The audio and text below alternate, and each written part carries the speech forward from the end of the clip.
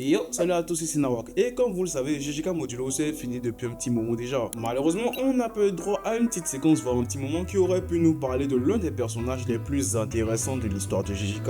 Non, je te revenais petit branleur, je ne parle pas de Miguel, mais plutôt du roi des fléaux, Ryomen Sukuna. Un perso aussi fascinant que dérangeant qui n'aura sans doute pas manqué de vous laisser sur votre faim, notamment toutes les questions relatives à son passé. Et donc aujourd'hui, vu que je suis pour seigneur, vous le savez, on va parler de Ryomen Sukuna. On parlera du mental du bonhomme, pourquoi c'est un bon méchant, non déplaise à certains, et aussi pourquoi pour moi, il est plus fort que Satoru Gojo. Et voilà, ça c'est pour les commentaires. Mais avant, n'hésite pas à t'abonner, à lâcher un like et à commenter, ça me fait plaisir et ça fait monter la chaîne. Cette année, on veut atteindre les 1K, et ça, je vais pas le faire sans toi. Sur ce, on y va.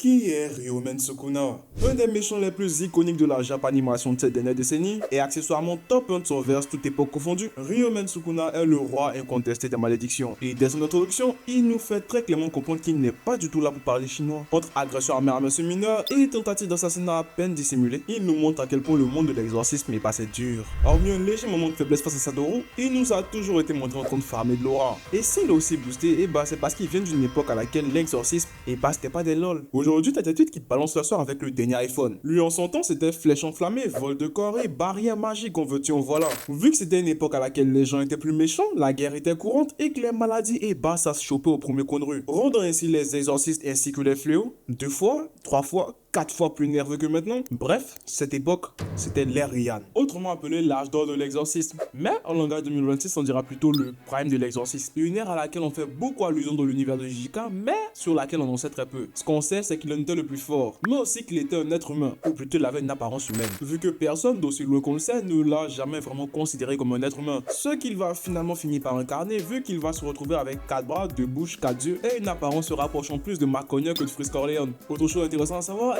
c'est que Sukuna, il avait un frère jumeau, un frère qui n'a pas eu le temps net, vu qu'il s'est fait dévorer par le bouc dans le ventre de leur mère avant leur naissance. Vu que leur mère était affamée, qu'elle n'avait pas de quoi subvenir à leurs besoins avant leur naissance. Et c'est tout cet environnement propice à la naissance de dangereux psychopathes qui nous a donné Ryomen Sukuna. Un type ayant presque aucune morale, et le presque était pas autant, prêt à sacrifier des milliers de personnes pour son divertissement personnel, prenant ce qu'il veut quand il veut, comme s'il en était le propriétaire. Et tout ça, ça me fait beaucoup penser au concept de surhomme, de Friedrich Nietzsche. J'ai écorché le nom, mais cela dit, merci à mes cours de philo pour une fois qu'ils me sont utiles. Pour Nietzsche, le surhomme, c'est pas un super-héros, et encore moins un type avec des pouvoirs surnaturels. Pour lui, le surhomme, c'est un être humain arrivant à transcender la morale imposée par la société. Car oui, dans la conception du bonhomme, il pensait que la société humaine gouvernée par des systèmes moraux limitait l'individu. Et ces barrières morales venaient principalement de la religion, de la peur du chaos, ou encore du besoin de contrôler le comportement des individus. En gros, ces systèmes te disent sois humble, sois obéissant, ne cherche pas trop la puissance et accepte ta place. Et donc ces valeurs, ces barrières morales empêchaient l'individu d'exprimer pleinement son potentiel. Et c'est là que le surhomme intervient. Il ne dépend pas des valeurs de la société, il crée ses propres valeurs, il affirme sa puissance. Grossièrement, il vit selon sa nature propre. Pour Nietzsche, il semblait avoir 2 types de morale, la morale des faibles et la morale des forts. Et donc les sociétés faibles valorisent l'égalité, la modestie, la compassion et l'humilité. Tandis que les sociétés fortes valorisent quant à elles la force, la fierté, la grandeur, la conquête et l'affirmation de soi. Dans cette morale, ce qui est fort est considéré comme bon, tandis que ce qui est faible est considéré comme méprisable. C'est ce qu'on appelle la morale des maîtres.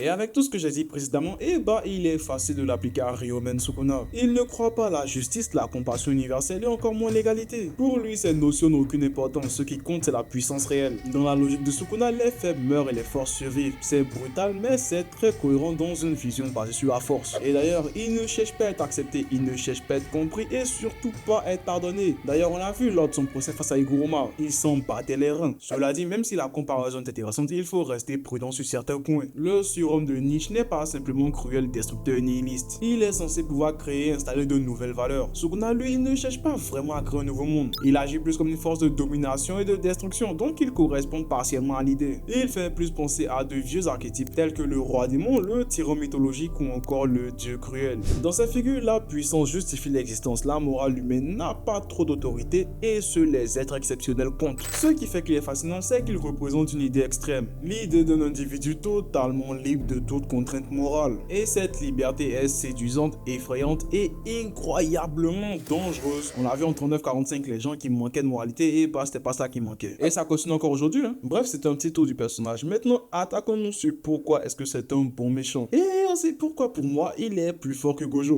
Pourquoi est-il un bon méchant? Déjà, pour être un bon antagoniste, il faut servir de miroir naturel au personnage principal, ce que le roi des flots fait plutôt bien. Yuji valorise la vie, Sukuna lui il s'en bat les reins. Pour Yuji, il faut sauver les autres, pour Sukuna les faibles sont insignifiants. Pour Yuji, mourir seul et bah c'est tragique. Pour Sukuna, mourir seul ou accompagné, c'est du pareil au même. Et ça c'est déjà la base classique, parce qu'au fur et à mesure des péripéties, il faut que le personnage principal arrive à changer de point de vue à l'antagoniste. Ou l'inverse, tout compte fait, l'important c'est d'avoir cette opposition de point de vue. C'est ce qui nourrit l'histoire et en plus crée l'attention narrative. Ensuite, un truc qui semble être assez rare pour le souligner, en tout cas dans la période du manga moderne, est qu'il n'a pas besoin de justification pour faire ce qu'il fait. La plupart des méchants sont peut-être trop balles, mais ont des justifications qui peuvent s'entendre. Obito, Madara et Nagato par exemple, eux veulent construire un monde shinobi dans lequel règne la paix. Certes avec des méthodes pas forcément catholiques, mais quand même, cela s'entend. Light Yagami par exemple, lui veut apporter un monde dans lequel règne la justice. Certes en tuant des gens, mais la plupart sont majoritairement des criminels. Majoritairement, je précise, pas tous. Même si après il est parti dans un délit mégalomaniaque, la raison elle s'entend, et c'est pas le seul.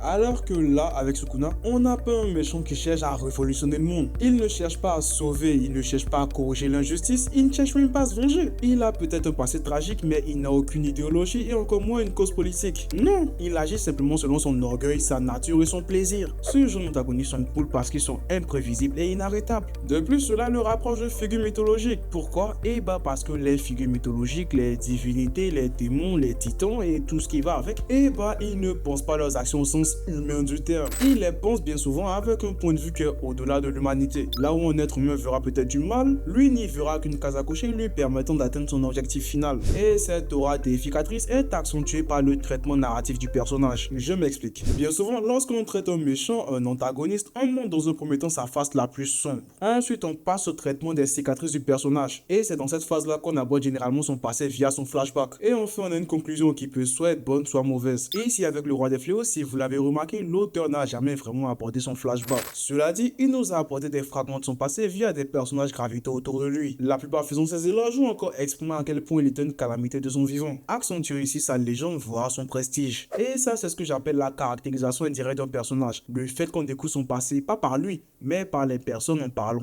Cela laisse au lecteur et au spectateur le plaisir de tenter de recoller les morceaux, soit avec des fragments évoqués, soit par des théories. Tout compte fait, le but est d'accentuer la légende du personnage. Et ensuite, un autre truc à prendre en compte, les flashbacks, au-delà de leur fonction d'apporter de la lumière sur le passé d'un personnage, ont une seconde fonction qui consiste à apporter de l'affect envers ce personnage, de l'attachement. Ce qui, dans les circonstances normales, est logique, surtout lorsque l'antagoniste, indépendamment de ses méthodes, a des idéaux nobles. Et donc, apporter de l'affect à un personnage tel que Sukuna, c'est l'humaniser, alors que tout est fait pour le décrit comme quelqu'un de profondément inhumain. Lui-même ne se considère pas comme un être humain. Le but, c'est pas de lui apporter de l'affection, le but, c'est d'amplifier son aura, c'est de le rendre plus menaçant. Et ce, jusqu'à la fin du récit, ou du moins jusqu'à sa mort, autant physique que narratif. Et à ce moment-là, au moment où il n'a plus rien à apporter à l'histoire, on pourra le voir repenser à ses choix, et donc choisir une autre voie pour sa vie suivante. En cela, je reste foncièrement convaincu que l'on aura un spin-off au même titre que Jessica Modulo, qui sera totalement dédié à Sukuna et à son ère, nous expliquant le passé du bonhomme. En attendant, souffrons ensemble du fait que le passé du personnage soit nébuleux. Enfin, sur l'éternel Gojo versus Sukuna, même si j'ai des arguments pourris, j'ai quand même des mots à dire, et j'ai déjà fait mon choix. Déjà, on a le fait que Gojo lui-même ait déclaré que Sukuna n'était pas à fond, et qu'il n'avait pas besoin de la technique des 10 ans pour pouvoir le battre. Ça, c'est déjà beaucoup. Ensuite, au-delà du fait que pendant un certain moment, Makura a servi de bouclier à Sukuna, le but de son évolution était de servir de modèle à Sukuna pour pouvoir contrepasser l'infini de Gojo. Cela signifie donc qu'il n'a pas créé de nouveaux sorts, mais qu'il a perfectionné un sort préexistant. Et donc, c'est quelque chose qu'il aurait pu faire hors du corps de Megumi. Mais dans ce cas de figure-là, il faut factuellement reconnaître qu'il serait vulnérable au sort de l'infini Gojo. Par conséquent, il faudrait qu'il se protège avec le prolongement de territoire ou encore l'arcane du palier du vide. Des sorts qui, bien utilisés, arrivent à désactiver la forme neutre de l'infini Gojo et donc créer de potentielles ouvertures. Et quand tu sais qu'il peut assigner son sort directement à son territoire et lui-même se charger du prolongement de territoire, car le prolongement empêche l'utilisation de sorts gravés dans la chair, et bah tu vois que c'est boosté. Et bien utilisé dans un cas où il n'y a pas Makura, c'est game changer. Et enfin, on a le fait que Sukuna n'était pas à son prime déjà, car il était incarné dans un corps qui n'était pas le sien, un corps qui lui faisait de la résistance qui plus est. Donc faut prendre cela en compte. Et enfin tu me diras que Agege qui dit que Gojo aurait pu gagner s'il était resté sur ses gardes. D'accord, mais Gojo n'a pas gagné.